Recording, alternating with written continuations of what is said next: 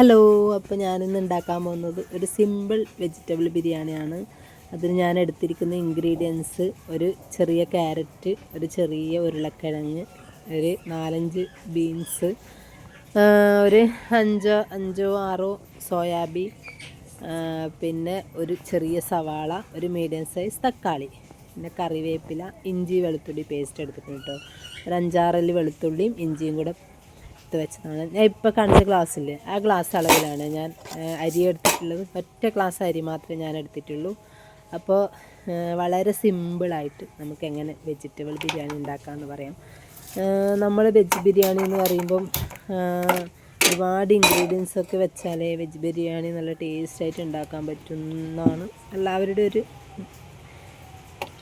എന്താ പറയുക, അങ്ങനെയാണ്. എല്ലാ ഐറ്റംസ് ഉണ്ടായാൽ മാത്രമേ നമുക്ക് ബിരിയാണി ഉണ്ടാക്കാൻ പറ്റുള്ളൂ എന്നൊന്നുമില്ല. ചെറിയ ഇൻഗ്രീഡിയൻസ് വെച്ചിട്ടും നമുക്ക് വെജ് ബിരിയാണി ഉണ്ടാക്കിയെടുക്കാൻ പറ്റും. ഒരു പാത്രം അടുപ്പത്ത് വെച്ചിട്ടുണ്ട്. ഒരു 2 ടേബിൾ സ്പൂൺ വെളിച്ചെണ്ണ, ഒരു ടീസ്പൂൺ നെയ്യ്, ഒരു 1/2 ടീസ്പൂൺ നെയ്യായാലും കുഴപ്പമില്ല. ഒരു നെയ്യുടെ ഒരു ടേസ്റ്റിന് വേണ്ടി മാത്രം.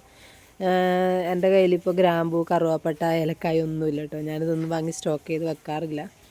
അപ്പോൾ അതുകൊണ്ട് ഞാനിതിലൊന്നും ചേർത്തിട്ടില്ല. ഉള്ളവർക്ക് ചേർത്ത് കൊടുക്കാം കേട്ടോ. എണ്ണ ചൂടായി വരുന്ന സമയത്ത് ഞാനതിലേക്ക് ഒരു സവാള ചെറുതായി അരിഞ്ഞത് ചേർത്ത് കൊടുത്തിട്ടുണ്ട്. ഇനി നമുക്കത് നന്നായിട്ടൊന്ന് വഴറ്റിയെടുക്കണം. ഏകദേശം ഒന്ന് വഴന്ന് വരുന്ന സമയത്ത് നമുക്കതിലേക്ക് ഇഞ്ചി വെളുത്തുള്ളി പേസ്റ്റ് ചേർത്ത് കൊടുക്കാം. പേസ്റ്റ് എന്ന് പറയുമ്പോൾ കുറച്ചൊന്ന് ചതച്ചെടുത്തതേ ഉള്ളൂ കേട്ടോ. നന്നായി ഞാൻ പേസ്റ്റ് ആക്കിയിട്ടില്ല. ഒന്ന് ജസ്റ്റ് ഒന്ന് മിക്സിയിലിട്ട് ചതച്ചെടുത്താണ്. ഇഞ്ചി വെളുത്തുള്ളി, ഒരു പച്ചമുളക്, ഒരു ചെറിയ പച്ചമുളക്, അത്രയും. അധികം എരിവായി കഴിഞ്ഞാൽ മക്കൾക്ക് ഇഷ്ടാവില്ലല്ലോ. അതുകൊണ്ട് ഒരു ചെറിയൊരു പച്ചമുളകേ ഞാൻ എടുത്തിട്ടുള്ളൂ. ഇത് ഏകദേശം വഴന്ന് വന്ന സമയത്ത് ചെറുതായി അരിഞ്ഞ തക്കാളി അതിലേക്ക് ചേർത്ത് കൊടുക്കാം.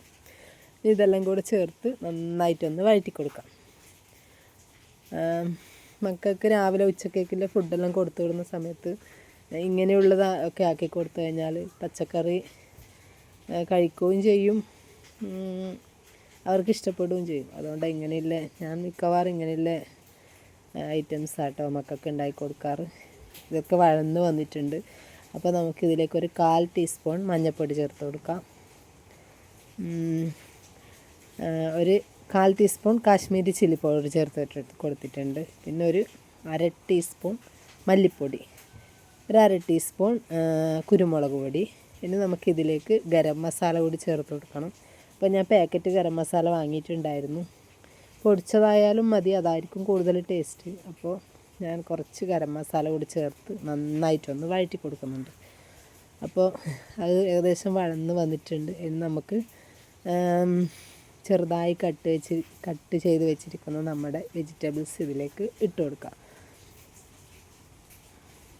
ഒറ്റയ്ക്ക് വീഡിയോ എടുക്കുന്നത് കൊണ്ടുള്ള ബുദ്ധിമുട്ടാട്ടോ. ഇന്ന് മക്കളൊക്കെ സ്കൂളിൽ പോയതുകൊണ്ട് ഹെൽപ്പ് ചെയ്യാൻ ആരുമില്ല. അപ്പോൾ ഞാൻ തന്നെയാണ് ഒരു കൈനെക്കൊണ്ട് ക്യാമറ പിടിച്ച് ഞാൻ തന്നെയാണ് വീഡിയോ എടുക്കുന്നത് കേട്ടോ. അപ്പോൾ ഇത് നന്നായിട്ടൊന്ന് വഴറ്റി കൊടുക്കുക. ഏകദേശം ഒരു 3-4 മിനിറ്റ് നേരം ഇതൊന്ന് തീ കുറച്ച് വഴറ്റണം, ഇല്ലെങ്കിൽ അടിക്ക് പിടിക്കാൻ സാധ്യതയുണ്ട്. അപ്പോൾ നന്നായിട്ടൊന്ന് വഴറ്റി കൊടുത്തതിന് ശേഷം മാത്രമേ നമ്മളിതിലേക്ക് വെള്ളം ഒഴിച്ച് കൊടുക്കാൻ പാടുള്ളൂ. അപ്പോൾ ഏകദേശം കുറച്ച് ഒരു 3-4 മിനിറ്റ് വഴറ്റുന്ന സമയത്ത് നമ്മൾ സോയാബീനെല്ലാം ഒന്ന് വെന്ത് കിട്ടും, ഉരുളക്കിഴങ്ങ്. ആ സമയത്ത് നമുക്ക് മല്ലിയില ഉണ്ടെങ്കിൽ മല്ലിയില ഇട്ട് കൊടുക്കാം കേട്ടോ. ഇതിപ്പോൾ ഞാൻ കറിവേപ്പില മാത്രമേ ചേർത്തിട്ടുള്ളൂ, എൻ്റെ കയ്യിൽ മല്ലിയില ഇല്ലാത്തതുകൊണ്ടാണ് കേട്ടോ. ഇനി ഞാൻ ഒരു ഗ്ലാസ് അരിക്ക് 1.25 ഗ്ലാസ് വെള്ളമാണ്, ആ അളന്ന അതേ ഗ്ലാസ്സിൽ 1.25 ഗ്ലാസ് വെള്ളമാണ് എടുത്തിട്ടില്ല കേട്ടോ. അപ്പോൾ ഇതൊന്ന് നന്നായിട്ട് മിക്സ് ചെയ്തതിന് ശേഷം ഇതിലേക്ക് ആവശ്യത്തിന് ഉപ്പ് ചേർത്ത് കൊടുക്കുക. ഉപ്പ് വേണമെങ്കിൽ നമ്മൾ വെള്ളമെല്ലാം ഒഴിച്ച് കഴിഞ്ഞാൽ ഒന്നും കൂടെ ഒന്ന് ഉപ്പ് നോക്കിയിട്ട് ഒന്ന് ചേർത്ത് കൊടുക്കാം കേട്ടോ. ഞാനിപ്പോൾ ഇത് വഴറ്റുന്ന സമയത്ത് കുറച്ച് ഉപ്പ് ചേർത്തിട്ടുണ്ട്.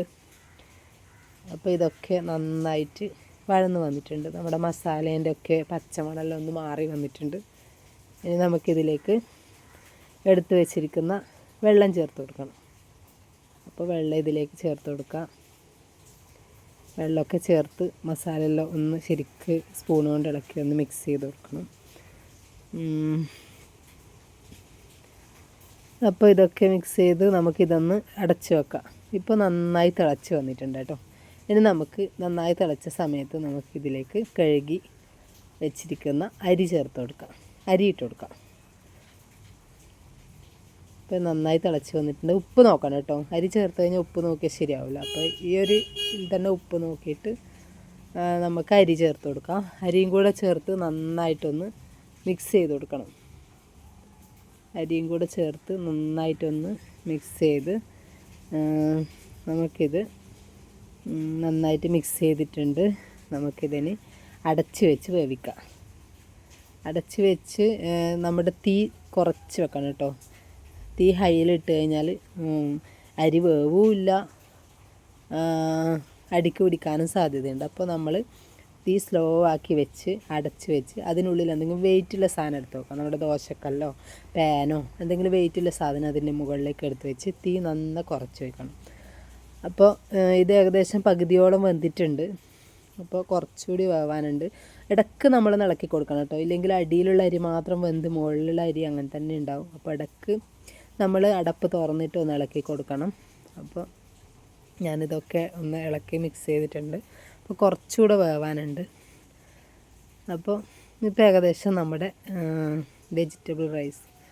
വെജിറ്റബിൾ ബിരിയാണി ഏകദേശം റെഡിയായി വന്നിട്ടുണ്ട്.